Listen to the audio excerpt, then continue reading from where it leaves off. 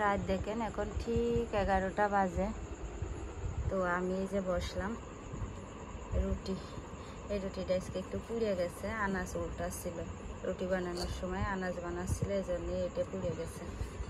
তো এই শুকনো রুটি বানাই রাখিলাম। রাফির আব্বু বলিল যে ডিম নিয়ে আসবে, তোর মনে নেই ডিম নিয়ে আসটি।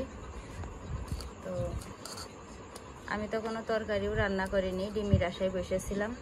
তো এখন এই যে কাঁচামরিচ আর পেঁয়াজ কেটে নিয়ে আসলাম, সরিষার তেল দিয়ে লবণ কাঁচামরিচ পেঁয়াজ দিয়ে এই রুটিগুলো একদম ছোট ছোট করে ছেড়বো।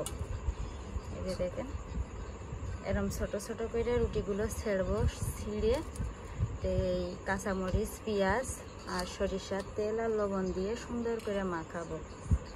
তো রাফির আর আনাসে নুডলস খাওয়াইছি, ওরা দুই ভাই নুডলস খেয়ে ঘুমাইয়েছে।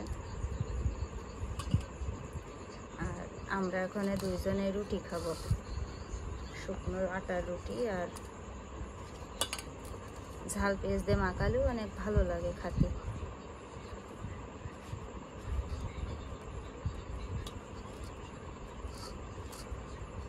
তো রান্নাঘর যদি বাইরে থাকতো তাহলে এখন একটা সবজি ভাজি করে নিয়ে আসতাম।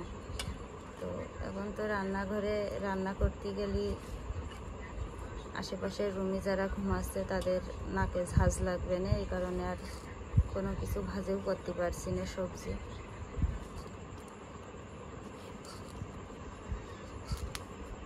তো দেখেন এরকম ছোট ছোট করে রুটিগুলো ছিঁড়ে নেব, সব ছিঁড়ে তারপরে রুটিগুলো মাখাবো।